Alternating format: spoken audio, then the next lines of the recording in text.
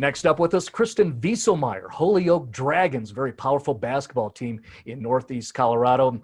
I want to tell you, KRISTIN, during the week when we're trying to discover what guests we might like to meet, Colorado Preps Network, Kevin Schaefer brought you up, and all of a sudden I'm digging through the tape and I'm going, she's for real. I mean, I was really impressed. I know what I was impressed with, but let you be self-aware and you describe yourself. What are the strengths that you bring to the basketball court that Holyoke depends on so much? Well, I think a lot of my strengths are solely based on my post moves and inside play. I bring a larger factor into our team as me being over 6 foot. I'm able to work with the guards on getting the ball inside. I'm a fairly good free throw shooter, I feel like, so being able to draw fouls is pretty vital for our team. And I think those are my main 2 strengths. Yeah, the free throws help too, because, in your conference, and considering like you're describing your length, you're going to be down in the post banging away. They're going to be physical with you and send you to the line. So I've seen that too. You can drain those free throws. That's a very good thing. And don't be afraid of you on the outside too. You got a little bit of something there, right? A little bit. Yeah. You mentioned your size. Roster says 6'2". Is that true? Yes. Okay. And you've got a lot of athletic pedigree and, lengthy genetics. I want to go through the VIESELMEYER roster. Okay. Dad, Eric, how tall is he? He's around 6'3". Okay. Mom, Michelle. 5'10", 11-ish. Sister, Erin. 6 foot. Okay. And then your sister, Megan. 5'11".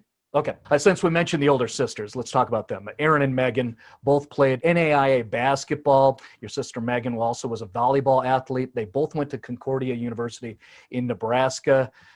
So when you consider that, you being the youngest, how would you describe, how they've, I guess, affected you in terms of what they've accomplished and then what you're doing now and what you might do in the future? Well, they showed me that it takes a lot of hard work and dedication to be able to get to a college level type play.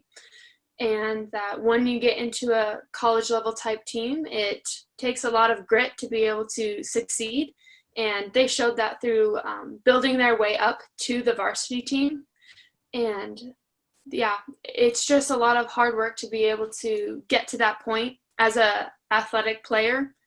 And it just takes time and patience and doing the little things to put in the time and effort. You know what I noticed too, and it's I don't know, it's kind of inspiring.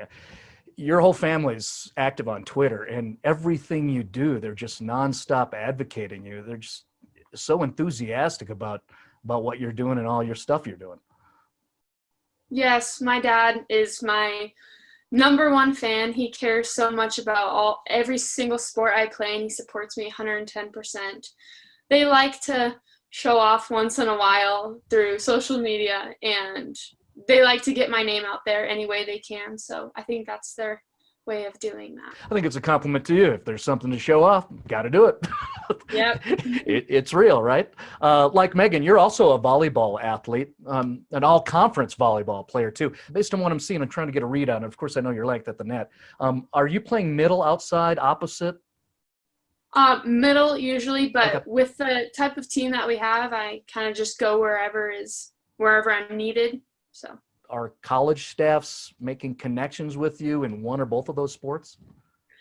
Yes, I've had a few different offers. I've had a few different coaches look at me, but nothing's set in stone right now. Is it both sports or just one?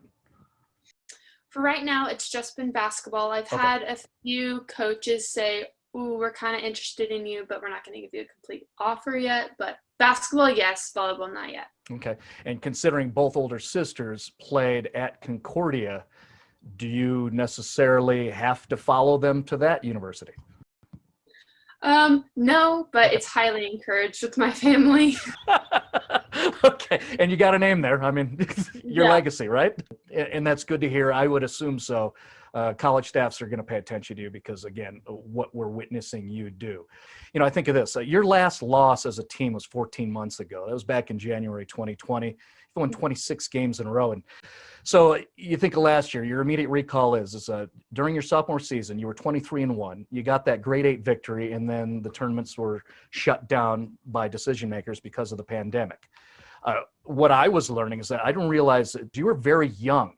So I want to ask you, what is your relationship with specifically Lauren Herman, who seems to be someone who is a 3-year contributor with you? What's your relationship with Lauren as we start to go through some of that core group of juniors? Lauren has been my partner in crime, my best friend, my favorite person to ever play with on the floor for as long as I can remember. We've been playing with each other since we were in onesies, and we've just gone through our basketball career and I guess in life by each other's sides for as long as I can remember. Where does Elise Talavera and Corey Tolner fit into your group of 2022s?